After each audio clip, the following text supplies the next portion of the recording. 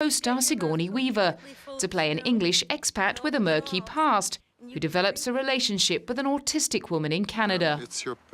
Aren't you cold? I have an unusual body temperature control. Well, he has this guilt and he has all this unresolved anger, but the whole story of the film is about how he's releasing himself from that. So it's a bit like a bird learning to fly, you know, so as long as you have some image like that, there's an effort in flapping wings or getting out of a nest or getting up in the air. The film was shot in a small town in northern Ontario during winter. Being so far away from the film community reminded Alan that Snowcake was about real people and needed to be given a proper platform. It opened at the Berlin Film Festival, and Alan was asked to comment on the lack of lead roles on offer to older actresses like Sigourney. I think it's everybody's loss. There are, you know, great older women. Why do we always have to look for the new model on the... It's like a car showroom. Yeah, fresh faces, right? Yeah, well, it's crazy. It's our loss. It means we're a bit immature, isn't it? That would surely have been music to the ears of one jury member, British actress Charlotte Rampling, who frequently speaks out about the pressure on women to keep looking young. It also spoke volumes about Alan's 40-year relationship with former councilwoman Rima Horton, with whom he shares a home in London. 2006 also brought round the opportunity to take part in the long-awaited big-screen adaptation of Patrick Süskind's novel Perfume. Zwölfnotenaliges Parfum kann man nur komponieren, indem man eine besondere Note hinzufügt. Letzte Nacht habe ich geträumt, du seist tot. There was huge pressure on the film to live up to expectations. Well, I wasn't directing it, so it was easier for me because I just had to act it.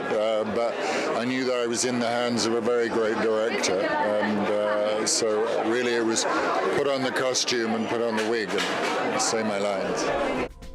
He reprised the role of the protective father in Tim Burton's adaptation of a Stephen Sondheim musical, although this time there were ulterior motives. In Sweeney Todd, he plays the slimy bully Judge Turpin, who intends to marry the young woman he's been raising as his ward. Mercy on your soul. Underneath all the throat-slitting, cannibalism and sexual perversion, Alan saw the film's softer side. Tim's turned it into something almost poetic and rather beautiful. So, you know, good triumphs in the end. The following year, he headed for the countryside for a taste of the finer things in life, to join the cast and crew of the drama Bottle Shock. I'm not introducing anything completely The film, which co-starred Bill Pullman, Rachel Taylor and Chris Pine, revolved around the world of wine and was set in the Napa Valley region of California.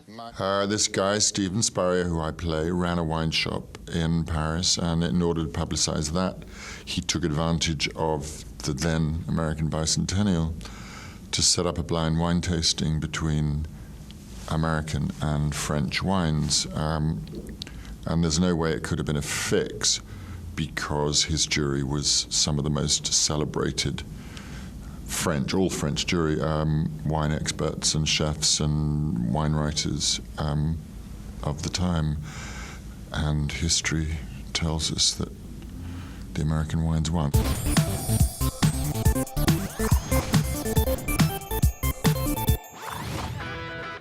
Unlike some of his more stuffy peers, South London's Jason Statham honed his craft by following his parents into street theatre. He also showed an early aptitude for sports such as football and the martial arts. And at the age of 22, he came 12th in the World Diving Championships, before becoming a model for French Connection. A few years later, he met Guy Ritchie, who was looking for someone to play a streetwise con artist in Lock, Stock and Two Smoking Barrels. It was the kickstart to the film career Jason was looking for. Doing what I did on the street corners that got me a part in a Guy Ritchie movie, and then, you know, several films later I met up with Luc Besson, and he was the catalyst for all these sort of action movies I'm doing now. If it wasn't for him and the Transporter franchise, then I don't think anyone would have known that I could you know, do some of the physical sort of stuff that I've sort of been doing for years. His background in martial arts enabled him to do all his own stunts in Transporter, which immediately brought him passage to the sequel in 2005. Yeah, you have to be, you know, you have to be physically strong and flexible. So, like you say, you don't pull muscles, and if you just come, you know, spend 3 weeks in the bar and then turn up on a movie set ready to do all these kind of things, you're going to hurt yourself. In between the two Transporters was a supporting role in the remake of The Italian Job, as well as small parts in Cellular and Collateral. In 2005, he collaborated for a third time with his old mate Guy Ritchie on the no-holds-barred slugfest Revolver that was slammed by critics for the seeming gratuitousness of its violence. It's violence for violence sake, you know, if there is such a thing. I mean, it helps with the story. I mean, I don't think this kind of a story can exist without the violence within it. So, I mean, it's necessary. Then came a lead role in Crank, in which his character unwittingly drinks a poison that forces him to keep his adrenaline pumping. Otherwise, he'll drop dead. It's about a man who's trying to find the man who killed him and trying to sustain his life while he does so in a certain amount of time. I suppose you could liken it to... in fact, I'm not going to liken it to anything. That's my answer.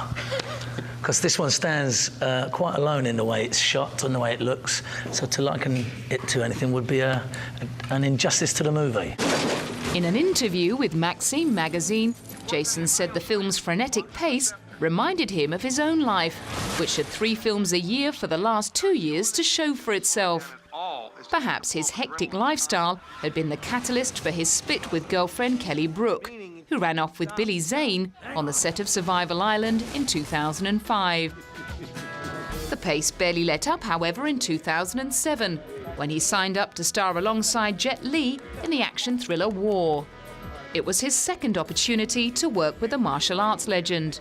He is, you know, he can play very cold, very, very, very chilling. But off screen, he is quite the opposite. You know, he's always joking, and he has a very colourful personality that really shines through. After flying to America for the remake of Death Race 2000, he was grateful to be back in Old Blighty for the high-octane heist caper, The Bank Job. Nothing more rewarding than coming back and making a film in the UK, so there just seems to be a lack of material for me. The film, loosely based on the walkie-talkie Baker Street bank robbery of 1971, went over large with critics and audiences around the world, which should ensure Jason can be a bit more picky about where he works in the future. Just happy working, you know. If we can keep working, and, you know, the more I get to come home and do a film, sleep in my own bed, it'll make me much happier.